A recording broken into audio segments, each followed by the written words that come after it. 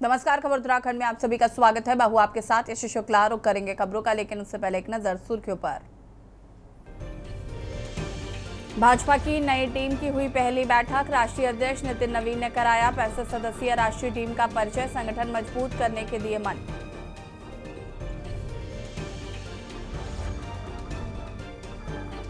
CM Dhami ने साधा राहुल गांधी पर निशाना। कहा, राहुल का है दोहरा चरित्र। हरिद्वार आश्रम के 91वें निर्माण दिवस पर पहुंचे थे धामी। नैनीताल में मानव वन्यजीव संघर्ष को लेकर अच्छी खबर। 109 गांव में फेसिंग और लगेगी सोलर लाइट्स। गांव में चैनलिंग कर रोकी जाएगी वन्यजीवों की आवाजाही। मंत्री ओम प्रकाश जगदम्बे ने दी जानकारी। 15,000 वाहनों से रक्षा सूत्र बनवाने की तैयारी। 2027 के चुनावी रण पर भी नजर।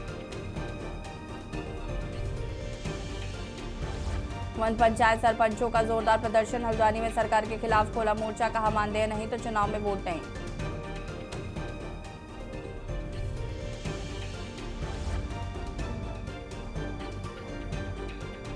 विकास नगर पुलिस के हत्या षड्यंत्रकारी एटीएम ठग गिरोह बुजुर्ग और महिलाओं को बनाता था शिकार। आप देख रहे हैं के न्यूज, खबरों का सारथी।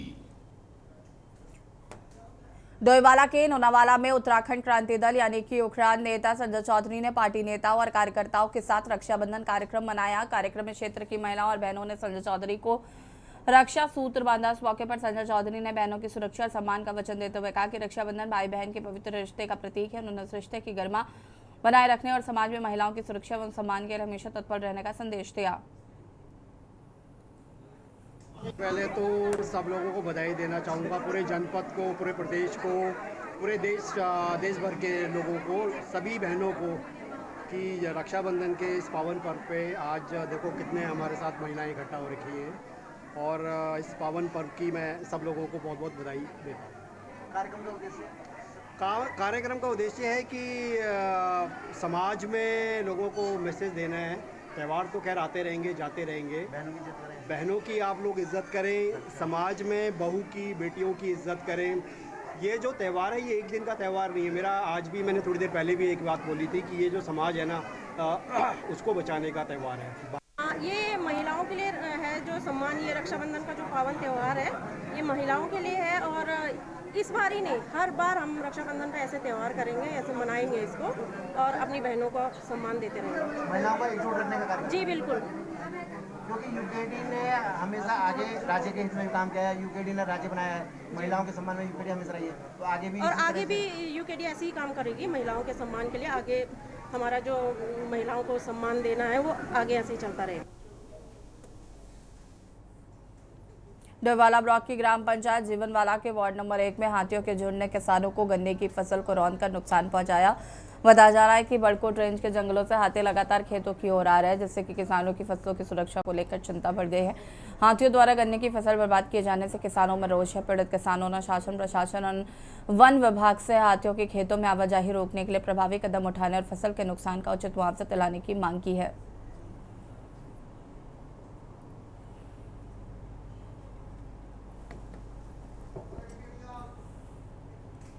नैनीताल जिले में गरीबों के हक सरकारी राशन की गुणवत्ता को लेकर जिला प्रशासन ने बड़ी कार्रवाई की है। सरकारी गोदामों से राशन की दुकानों तक पहुंचने वाले गेहूं और चावल की गुणवत्ता को लेकर लगातार मिल रही शिकायतों के बाद जिलाधिकारी ललित मोहन रियाल के निर्देश पर अचानक छापेमारी की गई। डीएम के आदेश पर उच्च स्तरीय जांच टीम गठित की गई है। City magistrate AB Vajpayee, SDM Monika Rani और तहसीलदार की संयुक्त टीम ने पुलिस बल के साथ कमलुवा, गांजा और हल्द्वानी मंडी स्थित खाद्यान्न गोदामों पर छापा मारा। सैंपल फेल होने के बाद प्रशासन ने मामले को गंभीरता से लिया है। सिटी मजिस्ट्रेट एबी वाजपेयी ने साफ कहा कि गरीबों के निवाले के साथ खिलवाड़ करने वालों को बख्शा नहीं जाएगा। प्रशासन की ओर से संबंधित ठेकेदारों, सप्लायरों, लापरवाही बरतने वाले अधिकारियों के खिलाफ सख्त कानूनी कार्रवाई की तैयारी की जा रही है। सरकारी राशन की गुणवत्ता को लेकर प्रशासन की इस कार्रवाई से खाद्यान्न महकमे में हड़कंप मचा है। अब जांच रिपोर्ट और सैंपल फेल होने के आधार पर यह तय होगा कि गरीबों के राशन में गड़बड़ी के लिए जिम्मेदार कौन है, उनके खिलाफ किस स्तर की कार्रवाई की जाती है। तो इससे साफ तौर पे लगता है कि जिस तरह से जो गुणवत्ता है वो कहीं ना कहीं बेहद ही खराब है, जिसको लेकर प्रशासन। नमस्कार, मैं दीपक अधिकारी, आप देख रहे हैं के न्यूज। इस टाइम अगर हल्द्वानी के मंडी क्षेत्र पे जो स्टेट पुल का जो गोदाम है, यहाँ पे जो गरीबों को मिलने वाला जो अनाज आता है वो आता है कहीं ना कहीं, जिसको लेकर प्रशासन ने छापेमारी। देख सकते हैं किस तरह से जो गोदाम है वो खचाखच भरा हुआ है। क्या इसकी गुणवत्ता है, किस गुणवत्ता को लेकर आप प्रशासन ने यहाँ छापेमारी की गई है। और क्योंकि जिस तरह से बात की जाए, लगातार शिकायतों मिलने के बाद आज जो प्रशासन मौके पे पहुंचा, मौके पे पहुंच के प्रशासन द्वारा सैंपलिंग की जा रही है। जिस तरह से जो अधिकारी हैं, जो मंडी के जो अधिकारी हैं, जो स्टेट पुल के जो अधिकारी है, उनके द्वारा लगातार इन सब चीज़ों में स्पष्टीकरण देखते हुए मिल रहा है। और जिस तरह से आज यहाँ पे सैंपलिंग की जा रही है, देख सकते हैं इन सैंपलिंग में भी जो केमिकल डाल के जो सैंपलिंग की जा रही है उसके भी कलर कहीं ना कहीं चेंज होते हैं। इससे साफ तौर पे लगता है कि जिस तरह से जो गुणवत्ता है वो कहीं ना कहीं बेहद ही खराब है, जिसको लेकर प्रशासन यहाँ पे मौके पे पहुंचा है।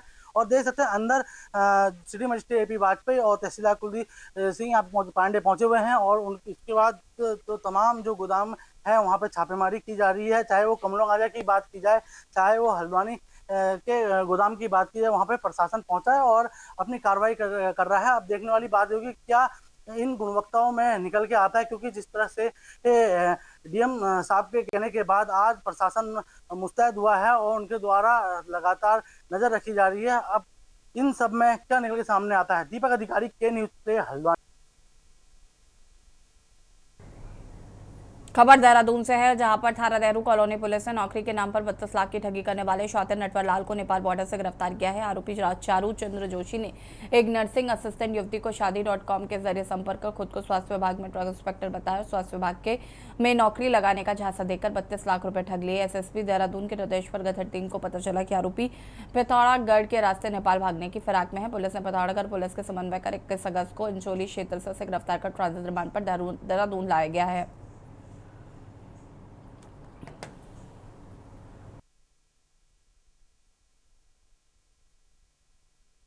सब क्लॉज 4 में मुकदमा पंजीकृत किया गया था। इसमें अभियुक्त चारू जोशी जो है उसको पिथौरागढ़ जनपद से गिरफ्तार किया गया है। ये नेपाल भागने की फिराक में था। ये व्यक्ति जो है पूर्व में भी कई बार इसी तरीके से जो हमारे गलेबल विक्टिम्स होते हैं, जो मासूम विक्टिम्स होते हैं, उनको झांसा देकर नौकरी लगवाने के नाम पर झांसा देकर इस तरह से उनसे पैसे ऐंठता है। इसके पूर्व में 7 FIRs हैं, जिसमें मुखानी थाने की FIR है, डिस्ट्रिक्ट नैनीताल की, हल्द्वानी की है, ऋषिकेश की है और कोतवाली काशीपुर की FIR है। इसमें पूर्व में 376 का भी कंटेंट कुछ FIRs में रहा है कि कुछ महिलाओं से इसने शारीरिक संबंध भी बनाए इस तरीके से।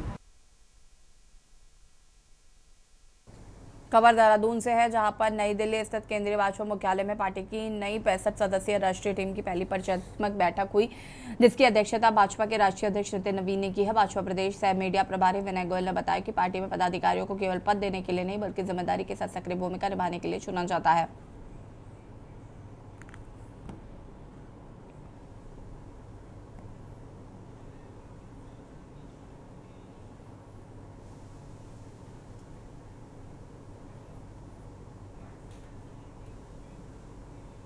भारतीय जनता पार्टी दुनिया का सबसे बड़ा राजनीतिक संगठन है और यहाँ हमारे सभी पदाधिकारी और सभी कार्यकर्ता सदा सक्रिय रहते हैं। केवल नाम के लिए कोई पदाधिकारी नहीं बनता और किसी को जिम्मेवारी नहीं दी जाती।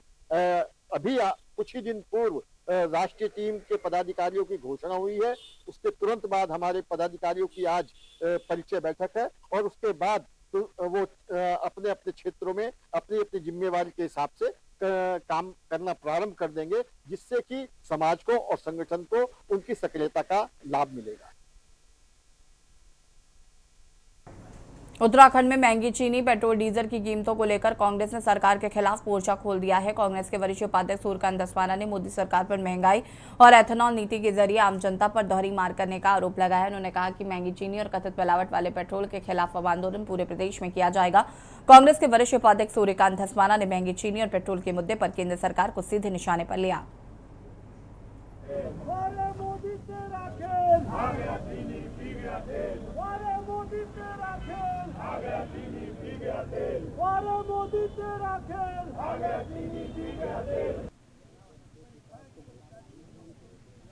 चीनी के रेट देखो, गरीबों की तो चाय कहावत है ना कि गरीबों की तो चाय होती है। अब वो चाय भी मोदी जी छीन रहे हैं गरीबों के मुंह से। तो इतनी महंगाई हो गई, कहाँ अभी 40 रुपए किलो चीनी थी और आप 60-70 रुपए पे पहुँच गई चीनी, तो गरीब आदमी कहाँ जाएगा। इतना हाहाकार मच चुका है कि लोग अब बोल रहे हैं कि बस अब मोदी सरकार से तौबा करने के लिए हुए हैं और इस बार उन्होंने मन बनाया हुआ कि कांग्रेस की सरकार को लेके आना है। हम तो ये चाह रहे हैं कि गरीबों के लिए तो कुछ सोचते कम से कम। ज्यादा इस्तेमाल के कारण जो है अब जो चीनी भी महंगी कर दी है, क्या कुछ कहना चाहिए? थाली से भोजन छीन लिया और प्याली से मिठास छीन ली। पूरे देश में सांप्रदायिकता का जहर पिला करके कड़वाहट फैलाने वाली इस मोदी सरकार ने जो जनता के साथ ये कुठाराघात किया है, ये काबिले बर्दाश्त नहीं है। और अब हम पूरे प्रदेश के अंदर, उत्तराखंड के अंदर हमने आज शुरुआत कर दी है, आगाज कर दिया है महंगी चीनी के खिलाफ और मिलावट वाले पेट्रोल के खिलाफ। ये आंदोलन अब हर पेट्रोल पंप पे, हर पूरे प्रदेश के कोने में, कस्बे में, गांव में, शहर में हम लोग करेंगे। देहरादून के सलाको स्थित मायादेवी विश्वविद्यालय में नए सत्र के तहत चल रहे एक सप्ताह के संस्कारारंभ कार्यक्रम में छात्रों की सुरक्षा और मार्गदर्शन को लेकर विशेष कार्यशाला आयोजित की गई। PPS retired officers welfare association के सहयोग से हुई कार्यशाला में साइबर और स्थानीय पुलिस अधिकारियों ने छात्रों को साइबर ठगी से बचने, सोशल मीडिया पर सुरक्षित इस्तेमाल करने और नशे से दूर रहने की जानकारी दी है।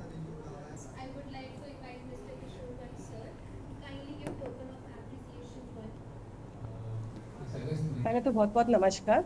आप लोगों का सबका मायादेवी यूनिवर्सिटी में बहुत बहुत स्वागत है। हमारा 2026-27 बैच आ गया है, तो हमारा 2 दिन से इंडक्शन प्रोग्राम चला हुआ है। तो उसमें हम लोग बहुत सारे कल्चरल प्रोग्राम्स कराते हैं। हम लोग गेस्ट स्पीकर्स को बुलाया जिन्होंने स्टार्टअप पे, एंटरप्रेन्योरशिप के ऊपर उनको एलैबोरेट सेशन दिया। साथ के साथ हमने उनके साथ इंटरेक्टिव एक्टिविटीज और गेम्स भी करे। ये साइबर क्राइम के विषय के ऊपर मैंने आज यहाँ पर एक व्याख्यान दिया था स्टूडेंट्स को। तो मेरा सभी दर्शकों से ना एक ये कहना चाहता हूँ कि अपने दिमाग से ये बात निकाल लें कि जो साइबर क्रिमिनल्स हैं, ये बहुत बड़े हैकर या इनके पास बहुत बड़ी टेक्नोलॉजी है, या इस टाइप से ये हमको रिमोटली हैक कर लेंगे, हमारे फ़ोन के अंदर घुस जाएंगे। देखो, अगर हमारे साथ कोई साइबर क्राइम हो रहा है तो कहीं ना कहीं जिसके साथ क्राइम हुआ है उसकी गलती है। हरिद्वार के बंदीछोड़ श्री ब्रह्मनिवास आश्रम के 91वें निर्माण दिवस कार्यक्रम में मुख्यमंत्री पुष्कर सिंह धामी शामिल हुए। उन्होंने संस्था के समाज सेवा, शिक्षा और स्वास्थ्य के क्षेत्र में किए जा रहे कार्यों की सराहना की और कहा कि जरूरतमंदों की मदद करना ही सच्ची सेवा है। वहीं बंगाल में देश की सीमा पर 45 दिनों में तारबाड़ का काम पूरा होने को लेकर भाजपा ने ममता बनर्जी सरकार पर भी निशाना साधा। झारखंड में लाठीचार्ज के मुद्दे पर सीएम धामी ने राहुल गांधी पर भी हमला बोला है।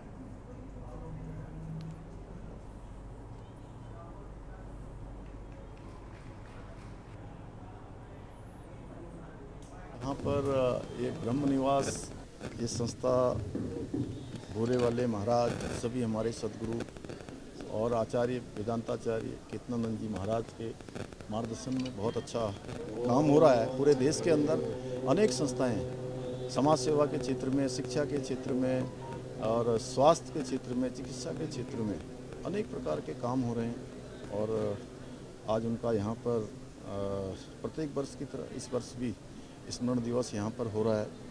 तो मैं भी अपने श्रद्धा सुमन अर्पित करता हूँ और ऐसी संस्थाएं सच में एक आदर्श रूप है। के बुद्ध पार्क में कुमाऊं बर्ड से पहुंचे दर्जनों वन पंचायत सरपंचों ने अपनी मांगों को लेकर जोरदार प्रदर्शन किया। वन पंचायत सरपंचों ने वर्षों से मानदेय नहीं मिलने का आरोप लगाते हुए सरकार के खिलाफ आवाज बुलंद की है। प्रदर्शन को पूर्व दर्जा राज्य मंत्री और राज्य आंदोलनकारी हरीश पनेरू ने भी समर्थन दिया है। वन पंचायत संगठन कुमाऊं की अध्यक्ष निशा जोशी ने कहा कि वन पंचायत सरपंच और पंच लंबे समय से बिना मानदेय के अपनी जिम्मेदारियां निभा रहे हैं। उन्होंने 1931 से चली आ रही वन पंचायत व्यवस्था का हवाला देते हुए सरपंचों और पंचों को मानदेय दिए जाने की मांग की है। हम लोगों में एका नहीं है। एका अगर होता तो ये स्थिति ना होती। 6000 प्रधान है, उन्होंने अपनी मनमानी करवा रखी है। हम 11,000 है, हम कुछ नहीं कर पा रहे हैं। केवल बिखरे हुए हैं, पूरे उत्तराखंड में फैले हुए हैं। 11,217 हमारी संख्या है, जिसमें हम ये चाह रहे हैं कि इनमें एका आए। और 5 साल से मैं प्रयास कर रहा हूँ। अब ये जो आप देख रहे हो, ये मेरा ही प्रयास है जिससे आज ये इकट्ठा हुए हैं। जब से हम सरपंच बने, अभी मुझे 5 साल पूरे होने को जा रहे हैं, ना हमें कोई मानदेय दिया जाता है। जब वन पंचायतों में आग लगती है, ना हमारा बीमा है, ना हमें कोई ऐसी राशि दी जाती है कि हम अपने वन पंचायतों को सुरक्षित कर पाए, ना हमारे पास कोई उपकरण होते हैं। हमारे जंगल जब धक धक जलते हैं तो ये समझ लिया हमको कितनी पीड़ा होती है, क्योंकि उन बच्चों को जिन्हें हम वृक्ष न मानकर अपने बच्चे मानते हैं, उनको जब जलते हैं तो बड़ी मन में पीड़ा होती है। कहीं से कोई हमको सहयोग नहीं है और सरकार की अनदेखी हमारे प्रति समझ ही नहीं पा रहे हैं क्यों हो रही है। सरकार जो हमारा उत्तराखंड राज्य है, ये वन आच्छादित क्षेत्र है और इसमें सरपंचों की अनदेखी किया जाना ये आंदोलन की परिणति है। और निश्चित रूप से सरकार को अगर वनों को मजबूत करना है, पर्यावरण का संरक्षण करना है, तो सरपंचों को अधिकार देने चाहिए। इनका मानदेय का मामला है, इनको और तमाम वन अधिकारों से संबंधित जो मामले हैं उस पर सरकार लगातार अतिक्रमण कर रही है। और यहाँ रुकेंगे छोटे से ब्रेक के लिए, जल हासिल होता है। ब्रेक के बाद एक बार फिर से आप सभी का स्वागत है। हल्द्वानी में प्रधानमंत्री मोदी और उत्तराखंड के मुख्यमंत्री पुष्कर सिंह धामी द्वारा मोटे अनाज के प्रोत्साहन और इसके व्यापक उपयोग को बढ़ावा देने के प्रयासों के बीच हल्द्वानी में भाजपा नेता एवं सामाजिक कार्यकर्ता भुवन जोशी ने भुट्टा पार्टी का आयोजन कर लोगों को पारंपरिक उत्तराखंड के मोटे अनाज और उनके स्वास्थ्य लाभों के प्रति जागरूक किया है। नैनीताल रोड स्थित एक बैंकेट हॉल में आयोजित कार्यक्रम में नैनीताल सांसद अजय भट्ट, मेयर गजराज बेस्ट, राज्य मंत्री सुरेश भट्ट, मंडी परिषद अध्यक्ष अनिल कपूर डब्बू समेत बड़ी संख्या में भाजपा नेता, कार्यकर्ता, शहर के लोग शामिल हुए।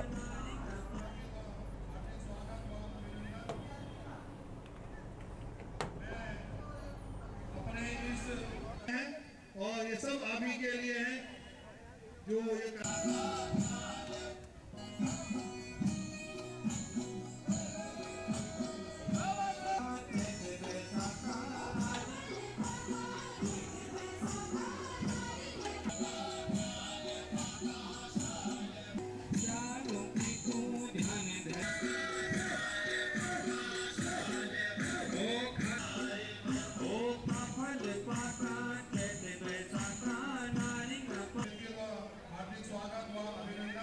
इसमें जब से प्रधानमंत्री जी एक मिशन के रूप में लिया है मोटे अनाज के बारे में, और पूरा देश पहाड़ के मोटे अनाज की जो विशेषताएं हैं उनको अब समझा है। स्वास्थ्य में आज चाहे शुगर पीड़ित हो, आज ब्लड प्रेशर के पीड़ित हो, अन्य बीमारियों के पीड़ित हो, तो मोटे अनाज से स्वस्थ होते हैं। और एक जमाना था कि मोटे अनाज की कद्र नहीं होती थी। ये कहीं न कहीं हम पहाड़ी क्षेत्रों से आए हुए इस शहर में हैं, तो हमें पता है कि पहले हमने देखा मोटे अनाज को, जब हमारे पिताजी, दादाजी, ये सब लोग मोटे अनाज से हष्ट-पुष्ट रह के ये पौष्टिक भोजन करके हमने देखा बड़ा लंबा जीवन जीते थे। तो अभी बीच में क्या हुआ कि हमने जंक फूड, ये आपका पिज्जा, बर्गर, मैगी, चाउमीन और ये बाहर का खाना घर में मंगाना ज्यादा चालू कर दिया। देश के यशस्वी प्रधानमंत्री श्री नरेंद्र मोदी जी से लेकर हमारे इस प्रदेश के माननीय मुख्यमंत्री श्री पुष्कर सिंह धामी जी तक लगातार देश और प्रदेश में मोटे अनाज को लेकर एक बहुत बड़ा बहस छिड़ी हुई है, क्योंकि जब हमारा ये जो समाज था, जो हम लोग थे, तो उस समय पहले हमारे पूर्वज मोटे अनाज खाया करते थे।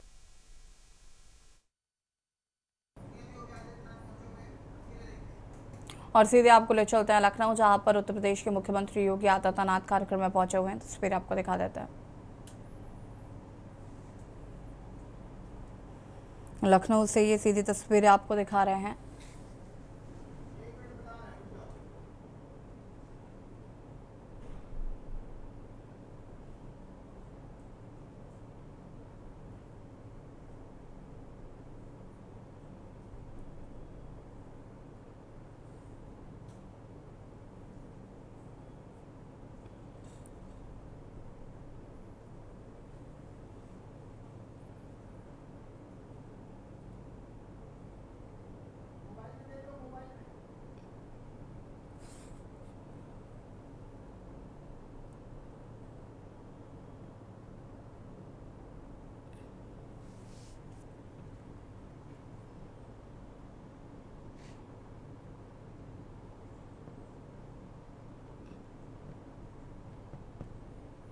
ये तस्वीर आपको लखनऊ से दिखा रहे हैं।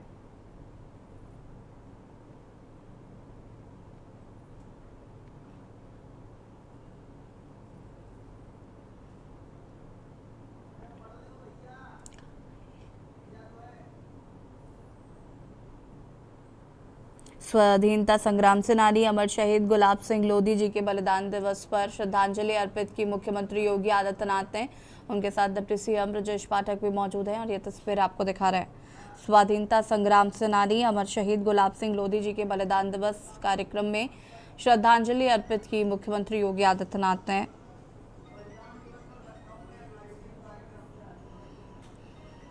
ये तस्वीरें आपको दिखा रहे हैं।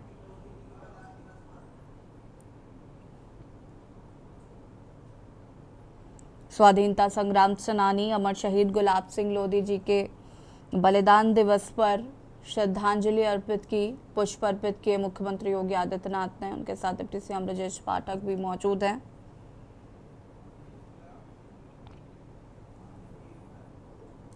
लखनऊ मेयर सुषमा करकवाल भी तस्वीरों में नजर आ रहे हैं।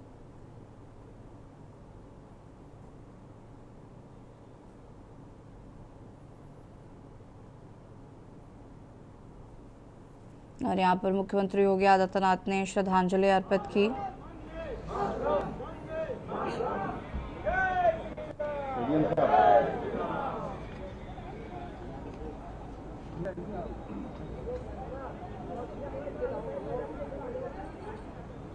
मित्रों,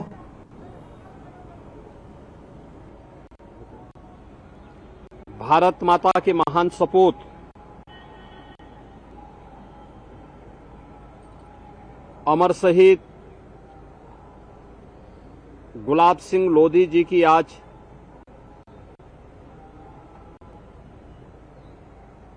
पावन बलिदान दिवस है।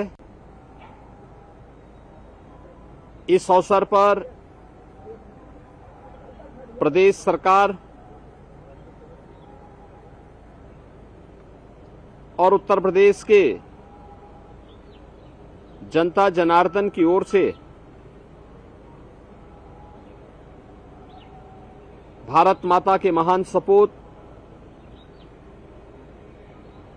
अमर शहीद गुलाब सिंह लोधी जी की स्मृतियों को नमन करते हुए मैं विनम्र श्रद्धांजलि अर्पित करता हूं। 23 अगस्त 1935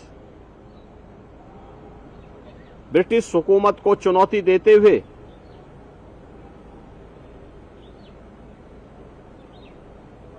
गुलाब सिंह लोधी जी ने मात्र 32 वर्ष की उम्र में भारत की आजादी के लिए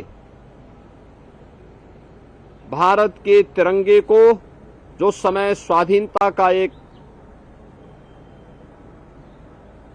प्रतीक था, उसे इसी पार्क में लहराने का काम किया था। कायर ब्रिटिश सर ने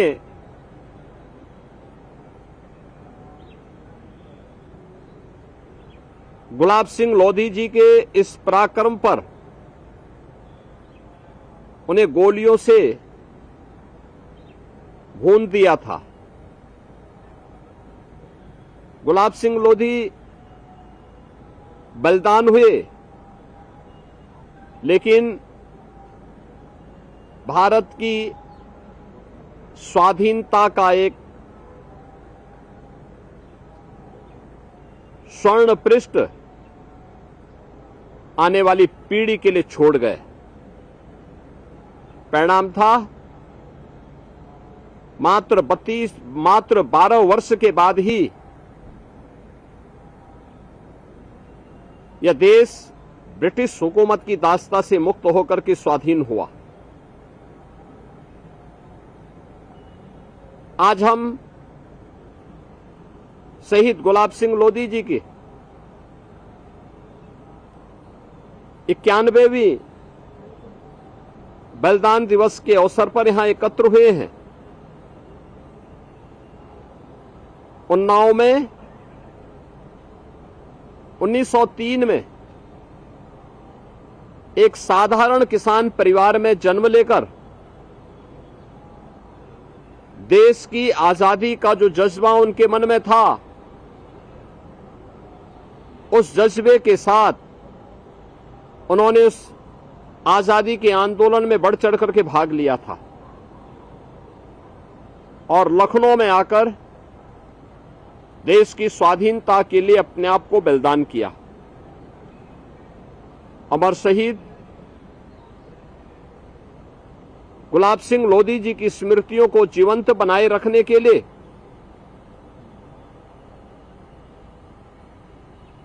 उत्तर प्रदेश सरकार ने उन्नाव जिले में पार्क का नाम, स्वास्थ्य केंद्र का नाम, पुलिस प्रशिक्षण महाविद्यालय का नाम उस महान बलिदानी के नाम पर करते हुए उन्हें अपनी श्रद्धांजलि अर्पित की है।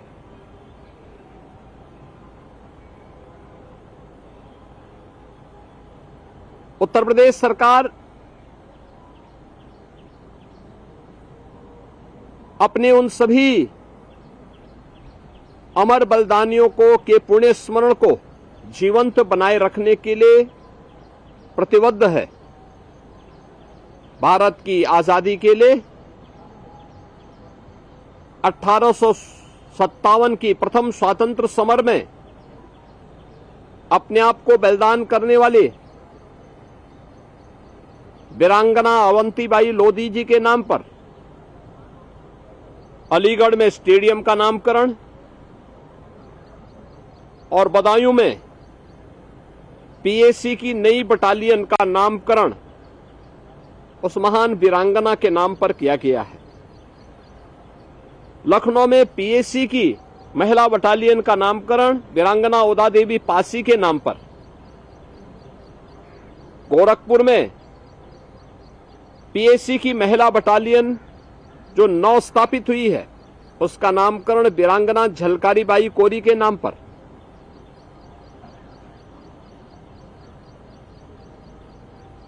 औरैया में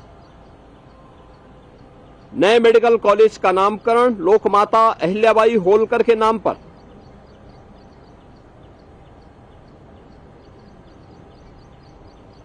ये सभी वे नाम हैं जिनका योगदान भारत की आजादी के लिए था। और बटन में फिलहाल इतना ही। देखते रहिए के न्यूज़ इंडिया। नमस्कार।